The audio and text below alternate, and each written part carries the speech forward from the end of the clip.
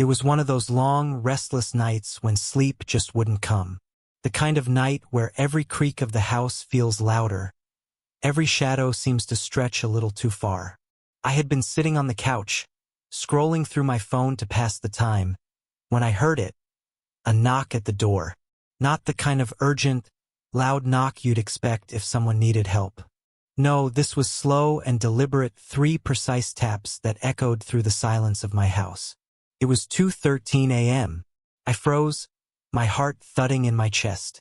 No one should have been out there at that hour. The knock came again, a little louder this time. I swallowed hard and stood, trying to convince myself it was just some teenager pulling a prank or maybe a neighbor needing something. When I reached the door, I hesitated. Something didn't feel right. "Who's there?" I called out, my voice cracking slightly. There was no answer at first, just a heavy silence. Then, a voice. "Please, we need to come in." It was soft, almost pleading, but there was something off about it, like it lacked emotion. I glanced through the peephole, and my stomach dropped. 2 children stood on the porch, a boy and a girl, both wearing simple, outdated clothes. The boy looked about 10, the girl maybe 8. They didn't have jackets, despite the freezing night air. But it wasn't their clothes that unsettled me. It was their faces. Both of them stared directly at the door, unblinking. Their skin was pale, almost sickly, and their eyes were the blackest I'd ever seen. No whites, no pupils, just endless, empty voids that seemed to suck in the light. "Can we come in?" the boy asked, his voice monotone. Every instinct in my body screamed no. I didn't answer, backing away from the door instead. "Please," the girl said. "We're cold. We're lost." Her voice was higher, softer, but just as unnatural. I shook my head, though they couldn't see me. Something about them felt wrong, like they didn't belong here.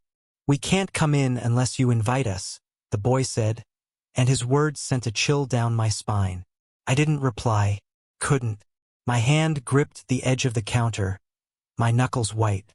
The silence stretched on, and for a moment, I thought maybe they'd left. Then came the knock again. Harder this time. "Let us in." The girl's voice had changed. Still calm. But there was an edge to it now, like a threat barely hidden beneath the surface. "Go away!" I finally shouted, finding my voice. For a moment there was silence. Then they began knocking again, faster, louder, a relentless pounding that echoed through the house. "Let in."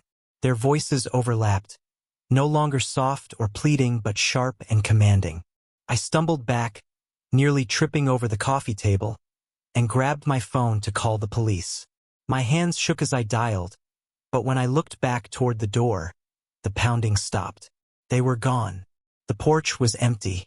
No footprints in the frost-covered ground. No sign that anyone had been there at all. I didn't sleep for the rest of the night, and the police didn't find anything when they arrived. But ever since that night, I've felt them. Watching. Waiting. Sometimes, I hear faint knocking in my dreams. And sometimes, when I look into a dark room, I swear I see 2 pairs of black eyes staring back at me. They're still out there. And I know someday, they'll come knocking again. It started with the smell. Sweet, like frangipani flowers, but cloying and heavy, sticking to the back of my throat. I was on the narrow road home, surrounded by dense jungle on both sides. The night was still, save for the hum of insects and the occasional rustle of leaves in the wind.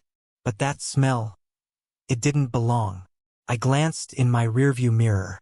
Nothing but darkness stretching behind me. The beam of my headlights seemed too small, barely pushing back the night. I tried to shake off the unease creeping up my spine, focusing on the road ahead.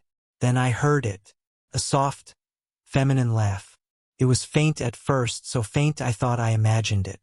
But it came again, louder this time, echoing through the trees. My hands tightened on the steering wheel as I instinctively slowed down. The laugh turned into a low, wailing sob, a sound so mournful it felt like the jungle itself was crying. I stopped the car. Something told me I shouldn't have, but I couldn't help it. It was as though the sound had wrapped itself around my mind, compelling me to listen, to look.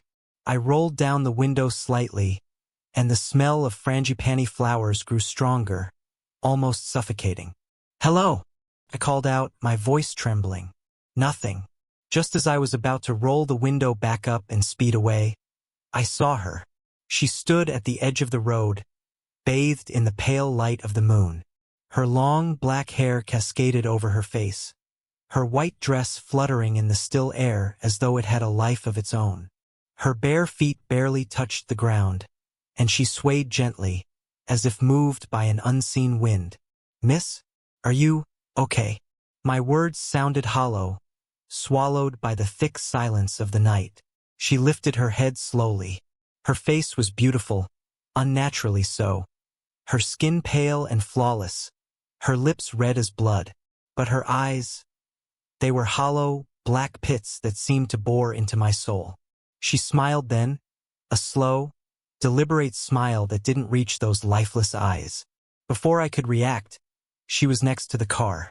One moment she was at the edge of the road, and the next, her face was inches from mine, her nails, long and sharp as claws, scraping against the window. Her smile widened unnaturally, splitting her face in a grotesque expression of hunger.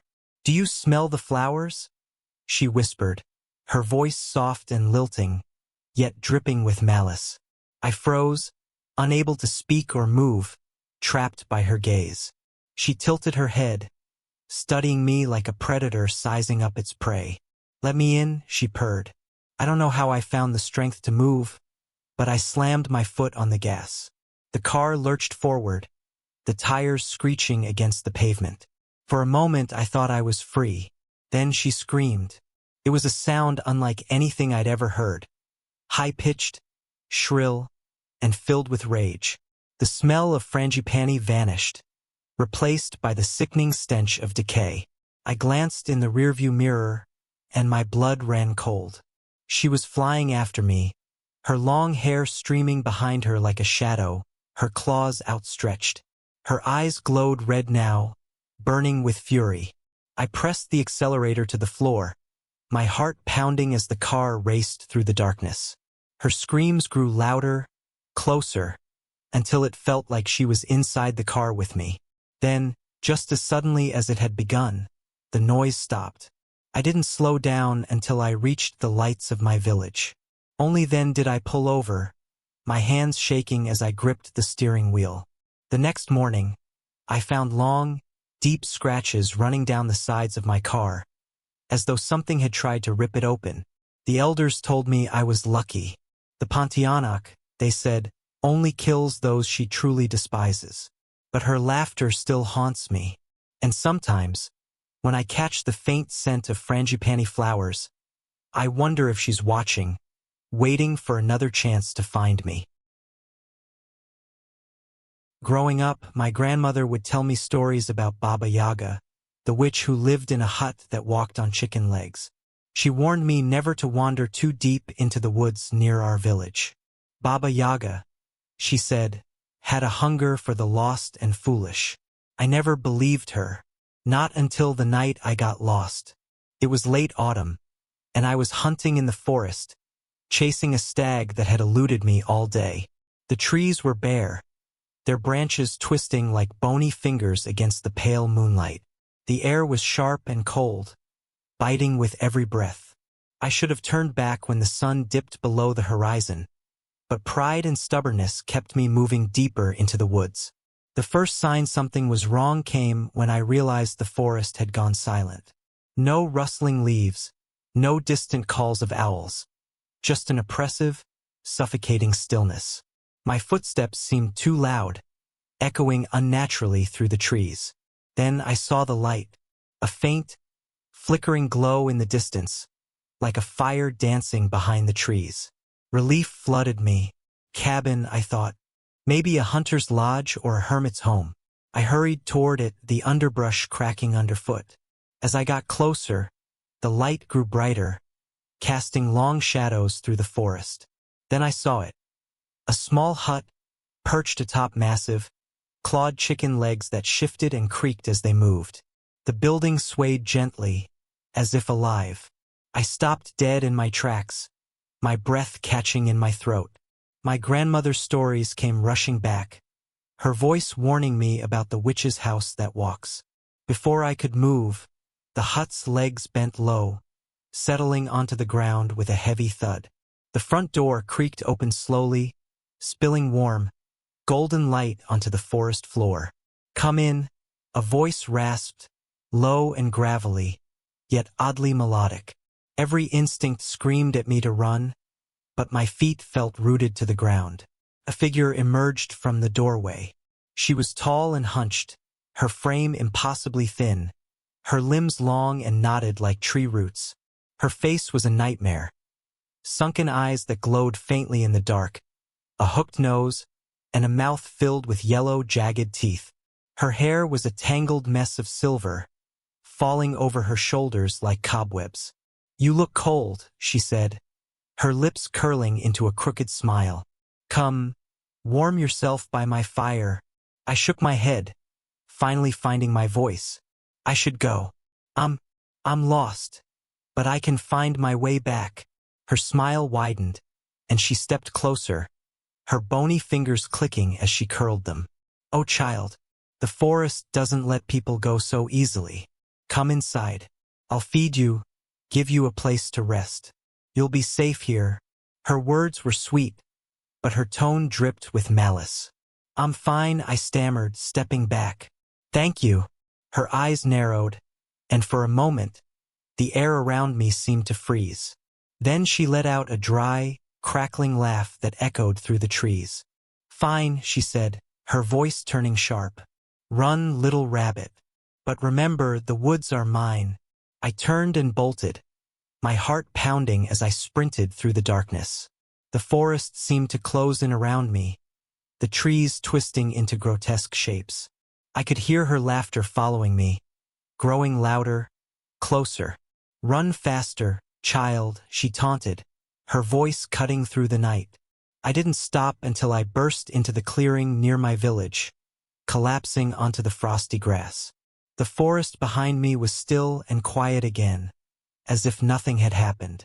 When I told my grandmother, she simply nodded, her face pale. "She let you go this time," she said, gripping my hand tightly. "But she doesn't forget. Be careful, or next time she'll make you stay." I haven't stepped into those woods since. But sometimes, when the wind blows just right, I hear her laugh in the distance, a reminder that Baba Yaga always watches, always waits.